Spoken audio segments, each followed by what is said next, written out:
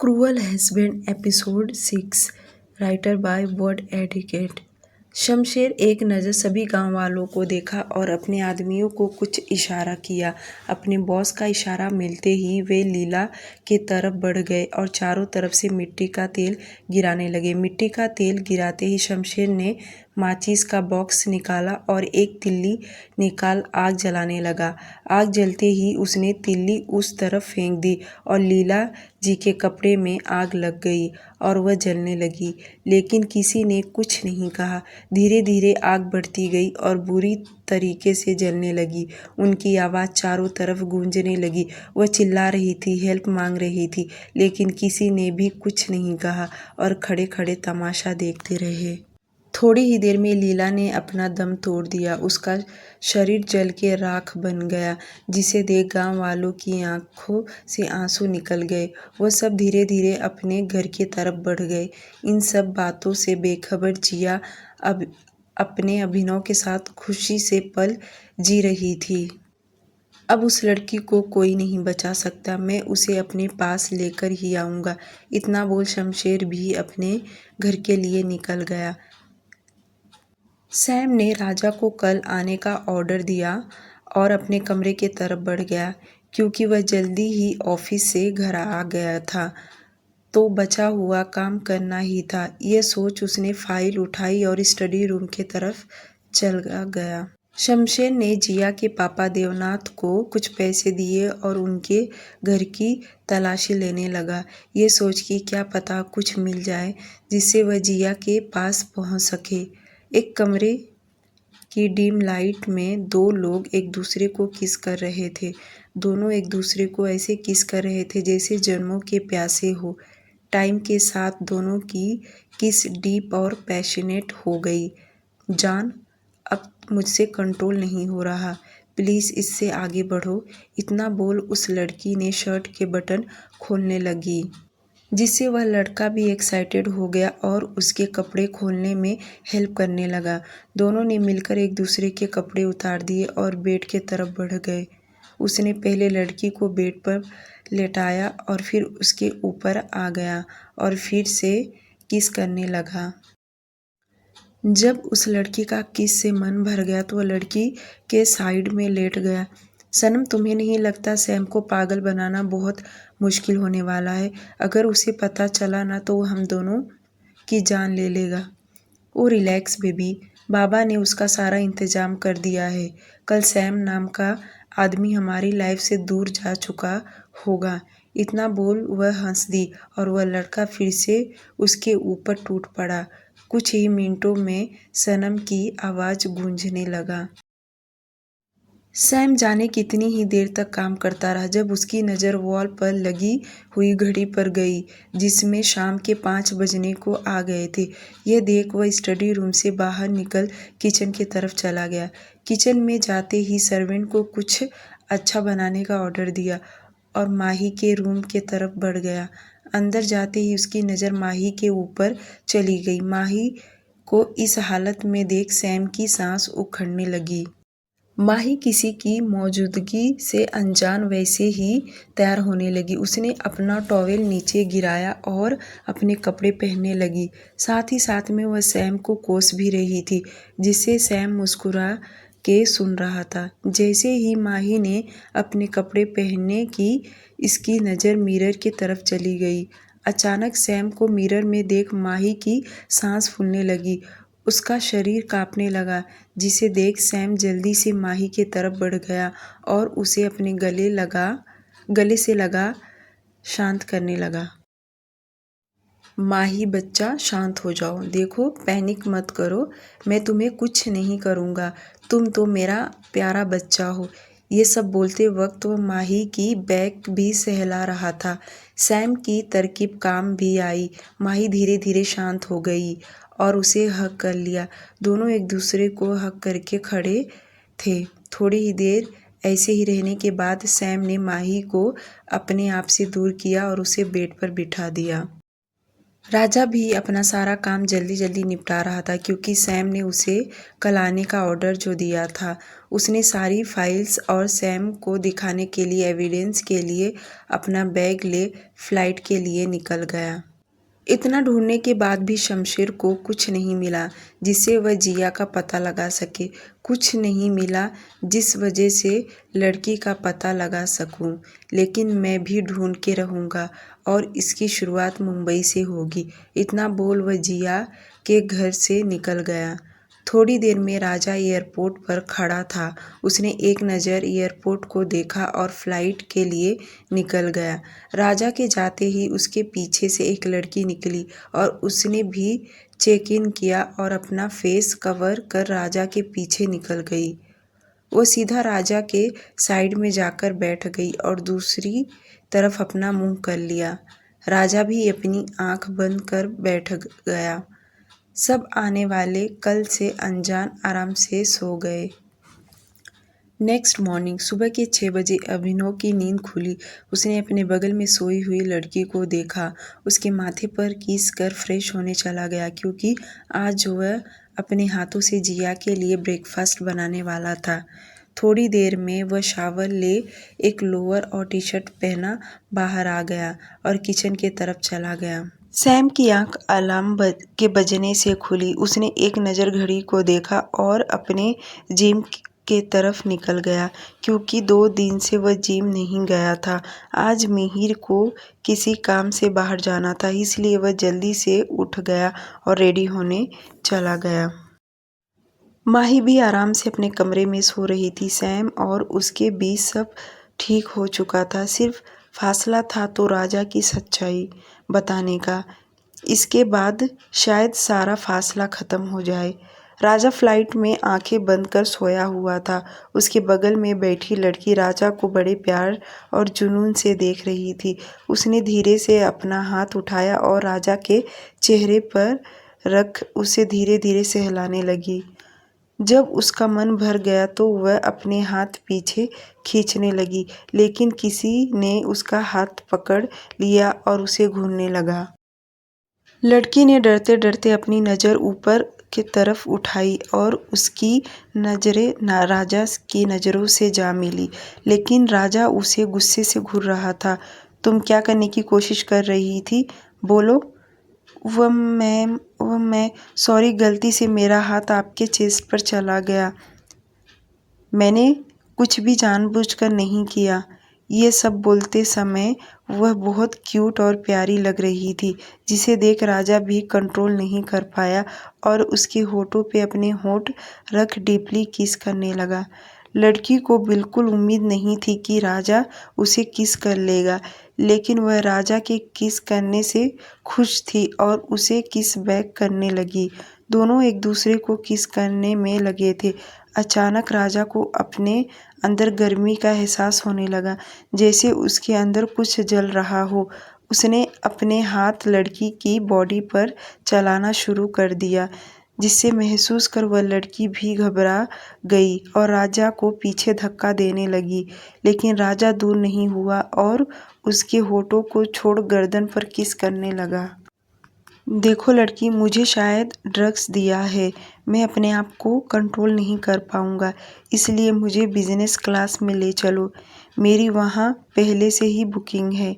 इतना बोल वह अपने शर्ट के बटन खोलने की कोशिश करने लगा, जिसे देख वह लड़की भी परेशान हो गई और एयर होस्टेस को बुला बिज़नेस क्लास के बारे में पूछा, जिसे सुन वह राजा और उस लड़की को लेकर बिज़नेस क्लास की तरफ बढ़ गई। मैम, ये आपका business class, have a rest. इतना बोल वह डोर बंद कर वहाँ से बाहर निकल गई। उसने राजा को बेड पर लेटा दिया, जो एक कॉर्नर में लगा हुआ था। उसने राजा का कोट निकाला और उसे अच्छे से लेटा वहाँ से उठने लगी। राजा ने उसका हाथ पकड़ लिया और अपने नीचे खींच लिया। उसने अपने होंठ फिर से उसके होंठ पर रख दिए और किस करने लगा। धीरे धीरे राजा की किस पैशनेट हो गई, जिससे वह लड़की सांस लेने के लिए छटपटाने लगी, जिसे देख राजा ने उसके होंठ को छोड़ दिया और उसके गर्दन पर किस और बाइट करने लगा, जिससे उस लड़की की आहें निकलने लगी, जिसे सुन राजा और भी एक्साइटेड हो गया और उसे ज़ोरों शोरों से किस करने लगा। थोड़ी देर में उसने लड़की के सारे कपड़े रिमूव कर दिए और उसे हर जगह लव बाइट देने लगा। लड़की को बहुत दर्द हो रहा था, लेकिन वह अपने मुंह से आवाज़ नहीं निकाल रही थी। उसे राजा की हेल्प करनी ही होगी, क्योंकि वह उससे प्यार जो करती है। वह अभी यह सब सोच ही रही थी कि उसके मुंह से चीख निकल गई, क्योंकि राजा बिना वार्निंग के उसके अंदर जा चुका था। दोनों का फर्स्ट टाइम था, लेकिन लड़की को बहुत पेन हो रहा था। जाने कितनी ही देर राजा ने उसे परेशान किया और बाद में थक के उसके ऊपर ही सो गया। सैम जिससे सीधा अपने कमरे में चला गया और शावर के नीचे खड़ा हो गया। उसके सामने बार बार माही का मायूस चेहरा घूम रहा था, जिसे वह चाहकर भी इग्नोर नहीं कर पा रहा था। थोड़ी देर तक उसने शावर लिया और बाथरूम से बाहर निकल रेडी होने चला गया। आधे घंटे में सैम पूरी तरह से रेडी था। उसने अपनी वॉच पहनी और अपना फ़ोन ले माही के कमरे की तरफ बढ़ गया। कमरे में पहुंचते ही सैम ने देखा कि माही अभी भी सो रही है। ये देख उसने माही को अपनी गोद में उठाया और बाथरूम के टब में लेटा दिया। अचानक पानी महसूस कर माही की नींद एक झटके में खुल गई और वह अपने हाथ पैर चलाने लगी, जिसे देख सैम भी बाथ टब में बैठ गया। जब वह अभी अभी शावर लेकर आया था, उसने माही को फिर से अपनी गोद में उठाया और बाथटब में लेकर बैठ गया। माही ने अपनी पकड़ सैम के कंधों पर कस दी और सैम ने सीने पर अपना सिर रख आराम से बैठ गई। माही की हरकत देख सैम के चेहरे पर मुस्कुराहट आ गई और वह माही को नहलाने लगा। जाने कितनी ही देर तक सैम और माही पानी में रहे और उसके बाद बाहर आ गए। माही को बाथरूम में छोड़ सैम बाहर निकल गया और अपने कपड़े चेंज करने के लिए अपने कमरे में चला गया। माही भी अलसाई हुई अपने कपड़े निकाल टॉवेल लपेट बाहर निकल गई और कबर्ड की तरफ बढ़ गई। माही ने अपने कपड़े पहनने और कमरे से बाहर निकल गई। सैम अभी अपने कपड़े बदल चुका था और वह भी माही के निकलते ही बाहर निकल गया। दोनों ने एक दूसरे को देखा और स्माइल कर नीचे की तरफ बढ़ गए। सर्वेंट जो आखिरी डिश टेबल पर लगा रहा था, सैम और माही को देख जल्दी से हट गया। सैम एक नज़र सर्वेंट को देखा और अपनी चेयर खींचकर पर बैठ गया। माही भी जल्दी से अपनी चेयर खींच बैठ गई। दोनों के बैठते ही सर्वेंट जल्दी से आगे आया और उनका खाना परोसने लगा। फ्लाइट में जैसे ही राजा की आँख खुली कि अपने बगल में लड़की को देख उसकी आंखें बड़ी हो गई। उसने जल्दी से चादर में झांक कर देखा तो उसके कपड़े नहीं थे और न उस लड़की के कपड़े थे। उसने जल्दी से चादर नीचे सरका दिया। जैसे ही चादर नीचे हुई, लड़की के बदन पर निशान दिखने लगे। ये सब देख तो राजा का दिमाग काम करना ही बंद कर दिया। वह एकटक उन निशानों को घूरे जा रहा था। इतने में लड़की ने राजा की तरफ करवट ली, जिससे उसका चेहरा राजा के सामने आ गया। एक पल तो राजा भी उसकी खूबसूरती देख कहीं खो सा गया। उसे तो विश्वास ही नहीं हो रहा था कि उसने इतनी सुंदर लड़की के साथ अपनी रात गुजारी है। लेकिन जल्दी से उसने अपना ख्याल झटक दिया और बेड से उठ फ्रेश होने चला गया, क्योंकि वह अपनी डेस्टिनी पर पहुंचने वाला था। राजा के जाते ही सिया की आंखें खुल गई। वह जैसे ही बैठने को हुई कि उसके बहुत दर्द महसूस हुआ, जैसे किसी ने उसके शरीर पर कोड़ों की बरसात की हो। इतना दर्द महसूस कर सिया की आंखों से आंसू निकल गए। इतने में राजा फ्रेश हो बाहर आ गया। बाहर आते ही राजा की नज़र सिया पर चली गई, जो बैठे हुए रो रही थी। यह देख राजा की आंखें सिकुड़ गई। क्या यह लड़की खुद उसके पास नहीं आई थी, जो अब रोने का नाटक कर रही है? ए लड़की, ये रोने धोने का नाटक बंद करो। पता नहीं पैसों के लिए क्या कुछ करती हो। मैं तुम्हें पैसे दे दूंगा जिससे तुम अपनी पूरी लाइफ जी सको और मुझे गिल्ट भी ना हो। ये बोल राजा ने अपने शर्ट पहन लिए और सोफे पे जाकर बैठ गया। राजा की बात सुन सिया का रोने का और बढ़ गया, जो वह जोर जोर से सिसकने लगी, जिसे राजा पूरी तरह इग्नोर कर रहा था।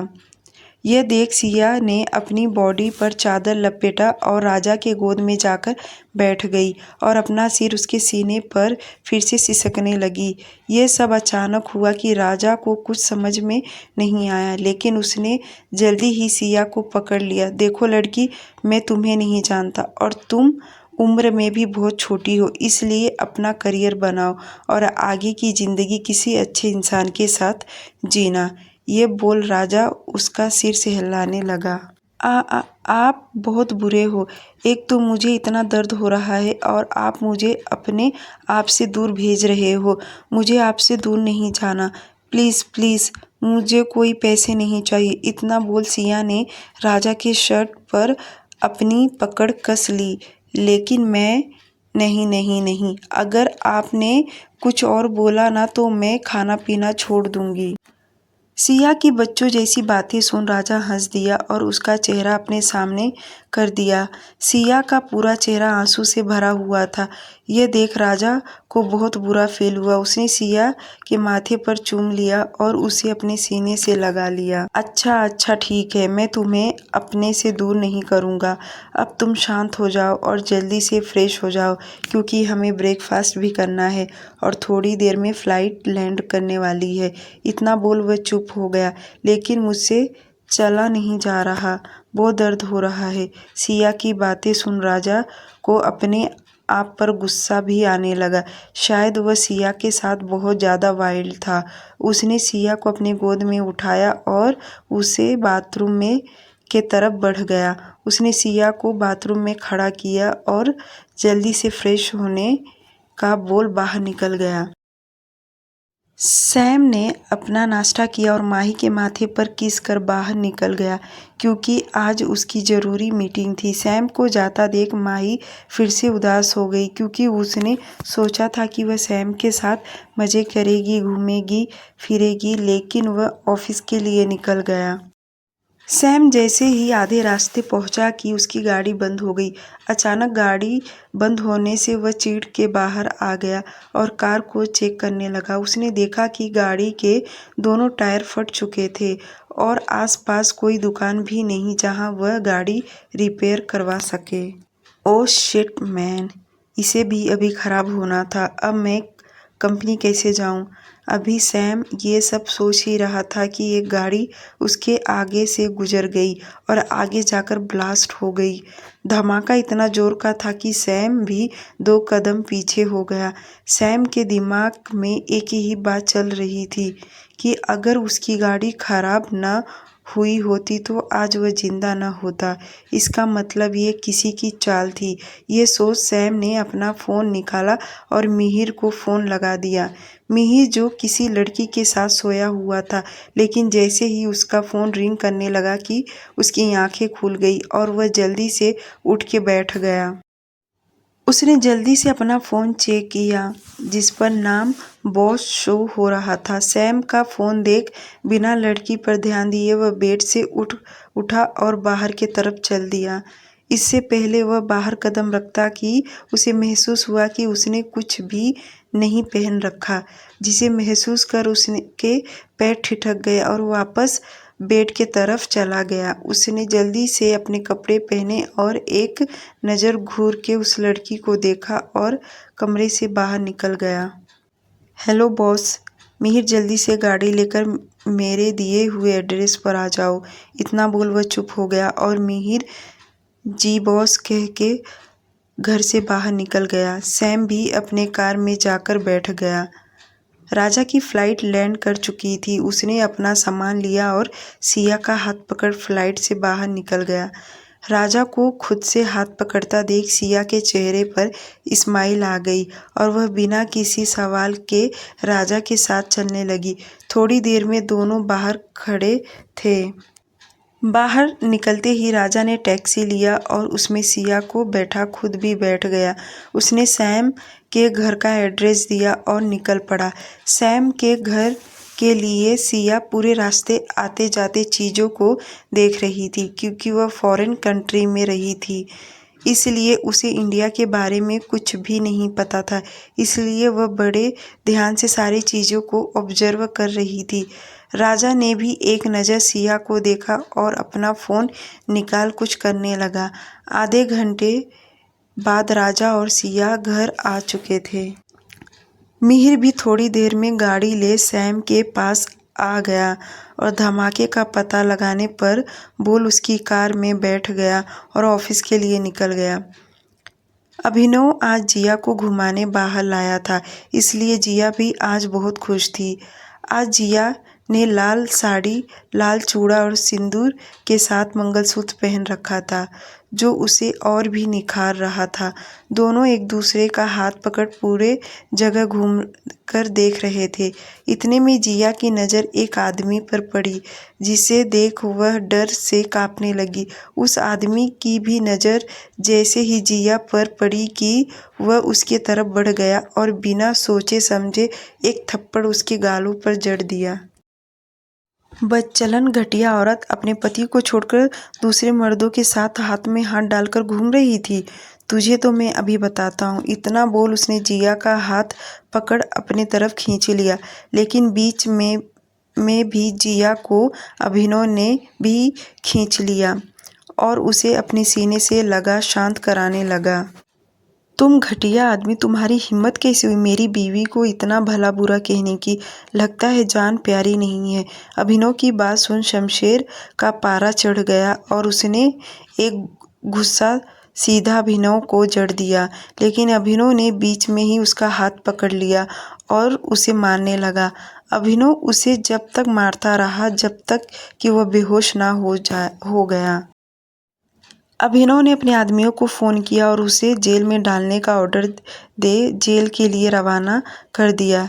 जिया अभी भी डर से कांप रही थी, जिसे देख अभिनव ने एक लंबी सांस लिया और जिया को अपने गोद में उठा कार के तरफ बढ़ गया। थोड़ी ही देर में सैम अपने ऑफिस पहुंच गया। उसने मिहिर को धमाके का पता लगाने के लिए कह अंदर चला गया। मिहिर भी अपने गाड़ी ले अड्डे पर चला गया और धमाके का पता लगाने लगा।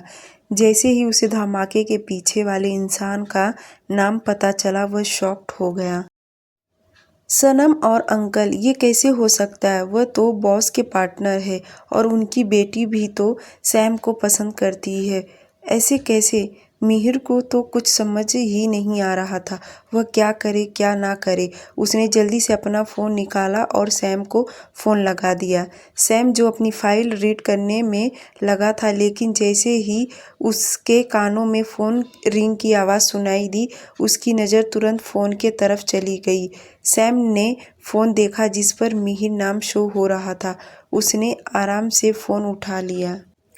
भाई, आपके ऊपर हमला किसी और ने नहीं बल्कि सनम और उसके पापा ने करवाया था और वह अब इंडिया छोड़कर जाने की प्लानिंग कर रहे हैं। अड्डे पर लेकर आओ उन्हें, मैं थोड़ी देर में आता हूँ। इतना बोल सैम ने अपना फ़ोन लिया और अड्डे के लिए निकल गया। सैम ने मैसेज कर राजा को भी अड्डे पर बुला लिया। आज सब खत्म होके ही रहेगा। आधे घंटे के सफ़र के बाद तीनों अड्डे पर बाहर खड़े थे और सनम और उसके पापा सामने वाले चेयर पर रस्सी से बंधे हुए थे, जिसे देख तीनों के चेहरे पर गुस्सा नजर आने लगा। सैम, इसी आदमी ने तुम्हारे पापा और मम्मी का एक्सीडेंट करवाया है ताकि अपनी बेटी की शादी तुमसे करवा सारी प्रॉपर्टी हड़प सके। इसलिए चालाकी से तुम्हारे मम्मी और पापा को डिनर पर बुलाया था और उनका एक्सीडेंट करवा दिया और उसकी भनक तक नहीं लगने दी। इतना कह राजा सनम के पापा के तरफ बढ़ गया। उसने ऊपर लातों की बरसात कर दी। सैम भी आगे बढ़ सनम के गाल पर एक थप्पड़ जड़ दिया और उसे अपने आदमियों को सौंप दिया, क्योंकि सनम भी दूध की धूली नहीं थी। उसने भी बहुत सी लड़कियों की ज़िंदगी बर्बाद की थी, जिसका आज उसे अंजाम मिलने वाला था। तू भेड़िए, तेरी हिम्मत कैसी हुई मेरे माँ बाप को मारने की? आज तू अपनी मौत को तरसेगा, लेकिन इतनी जल्दी तुझे मौत नहीं मिलेगी। इतना बोल सैम ने उसके सीने पर एक लात दे मारी और राजा को कुछ इशारा किया, जिसे देख उसने हाँ में सिर हिलाया और आगे बढ़ गया। राजा ने एक गर्म लोहे का डंडा सैम के हाथों में थमा दिया, जिसे देख उनकी सांस भी थम गई। लेकिन आज सैम का खून सवार था। उसने बिना देखे मारना शुरू कर दिया और दूसरी तरफ से सनम के चिल्लाने की आवाज़ें आ रही थी, जिसे सुन वह तड़प रहे थे। आखिरकार उन्होंने दम तोड़ ही दिया, जिसे देख सैम ने एक इविल स्माइल की और घर के लिए निकल गया। राजा और मिहिर भी उनकी लाश को ठिकाने लगाने का बोल सैम के साथ घर के लिए निकल गए। थोड़ी देर बाद उनकी गाड़ी घर के आगे रुकी, जिसे महसूस कर सैम बिना रुके माही के कमरे की तरफ बढ़ गया। उसने सीधा माही को पीछे से हक किया और उसे लेकर नीचे आ गया।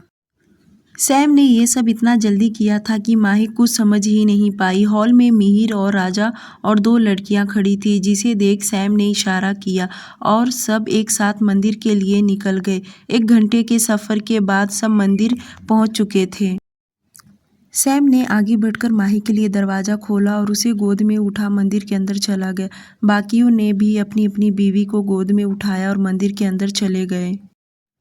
तीनों सीधा जाकर हवन कुंड के पास बैठ गए और पंडित जी को बुला शादी करवाने का ऑर्डर दिया, जिसे देख तीनों लड़कियों की आंखें हैरानी से बड़ी हो गई। लेकिन उनके दिल में खुशी थी, जिस वह लफ्ज़ों में बयां नहीं कर सकती। अभिनव सीधा जिया को लेकर घर जाने की जगह पुलिस स्टेशन लेकर चला गया, क्योंकि जिया ने रास्ते में अभिनव को शमशेर की सारी कहानियां बता दी थी, जिसे सुन अभिनव शमशेर पर बौखला गया था और शमशेर को दुनिया से अलविदा करने वाला था।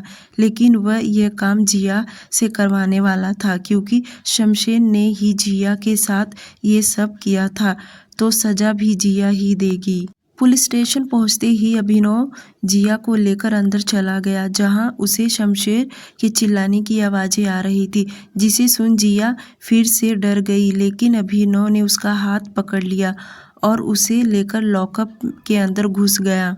उसने अपनी गन जिया के हाथों में थमा दी और शमशेर के ऊपर पॉइंट करने को कहा, जिसे सुन जिया के अंदर हिम्मत आ गई। जिया को पता था कि शमशेर ने उसकी माँ को मार दिया होगा, जिसका आज वह इंसाफ करने वाली थी। जिया ने अपनी आंखें बंद की और सीधा गोली शमशेर के सीने पर चला दी। ऐसे ही जिया ने 2 गोली शमशेर को दुनिया से अलविदा करवा दिया और अभिनव के गले से जा लगी। अभिनव ने भी जिया को अपने गले से लगाया और शांत करवाने लगा। इधर तीनों की शादी हो चुकी थी। सैम ने चारों को इग्नोर कर माही के होठ पर अपने होठ रख किस कर दिया, जिसे देख माही मुस्कुरा दी और उसके मुंह से एक ही शब्द निकला, my cruel husband. The end story. कैसा लगा आप लोगों को स्टोरी, प्लीज़ कमेंट में बताना। ये छोटी सी स्टोरी मिस राइटर वर्ड एडिकेट ने लिखा था। होप आप लोगों को अच्छा ही लगा होगा। Thank you.